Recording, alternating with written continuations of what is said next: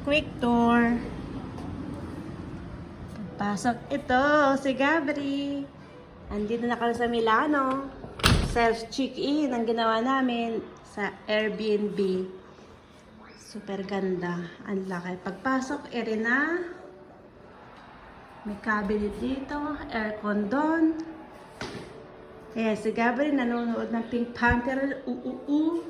Ciao! Saluta mo! Ciao! Ciao! Kumakain na. Ano nakain mo? Fonsis? Buono. Ito, kusina. Ang table. Simple lang yung bahay, pero maganda. Malinis. Ay, naiwanan bukas. Pero yung kusina niya. Hindi na ay may pinggan, kompleto. Nagdala nga kami ng kape, tono, pasta. Yan. Pag-aalis kami ng hapon na o ano, pwede magluto ng kung ano lang para hindi na kumain sa labas. Tipid-tipid lang ba? Ito ang ref nila. Walang laman, pero open. Sayang kuryente dahil.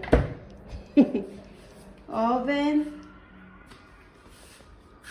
Pagkain ni Gabriel pag nagutom. Alam mo na, gutumin. Mula sa kusina, ito yung kabuuan ng sala niya. May TV yan si Gabri. Simple lang siya. Anong oras na ba? Ayan, ang laki ng relo. Ito yung koridor, yung papuntang kwarto. Ito naman yung kanilang banyo. Malaki din. Spacious. Dala namin, oh. Naready ko na agad para hindi na mahirapan hanapin kung saan. Ito yung kanilang ducha. Super laki, super haba. May washing machine kung gusto niyo maglaba. May sabon ba? Kompleto sa Ricardo's. May sabon si Inday. May pasabon si Inday.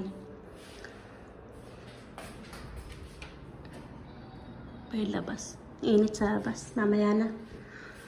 Eko. Ito naman yung kwarto na tutulog si Mr. Aldovino. Dandahan tayo.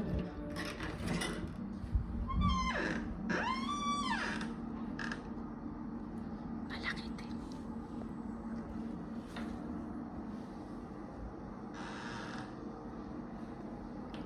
Quick lang. Pero ang laki niya.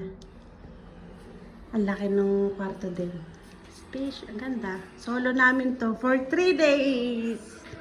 3 araw kami mag-stay dito. Sariling booking, Airbnb, Milano. Amore, tutto bene? Sì? Vuoi dormire un po'? No? Dove andiamo? Lobat si Gabri. Nakatulog saglit sa ano eh. Sa train. Ayun lang, aking quick mini tour sa aking bahay for 3 days. Self-check-in digital. Kaya lang, masama nun.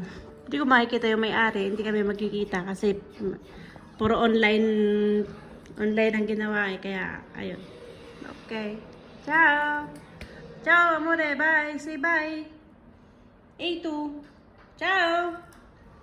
Ciao! Rumpi ang ina. Bye-bye! Sa susunod ulit!